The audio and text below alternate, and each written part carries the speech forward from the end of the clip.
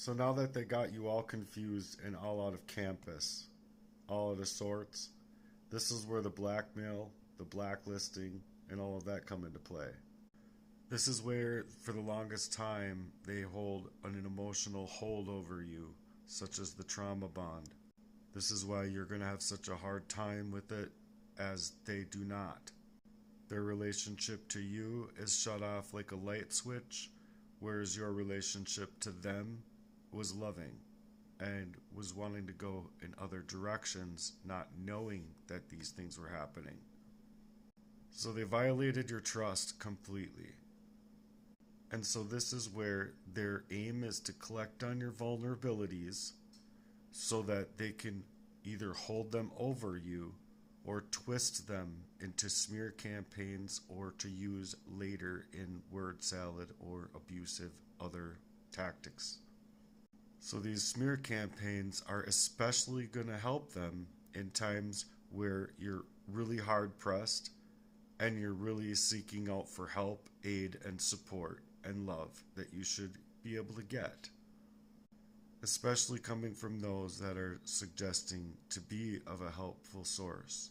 They're not going to leave you in that kind of mental war frame or that mental war game or that spiritual war campaign or however you want to look at it. You're not going to be placed in this kind of gang stalking, seeking for deliverance way. So they can even turn people that you think are for you against you with a sum of money. This is where they bribe people and also snake people from their own availability of heart to have been being there willing to help you. Like I feel my last girlfriend should have been. Not leaving me hard pressed as these people were, turning against me and not knowing why without closure. All built for the classic blacklisting via smear campaign, black darkest hearts, artists' hearts, evil, corruption, weakness, smear campaigns, cowardice, greed, and that kind of hacking derived intelligence crime of a proxy war.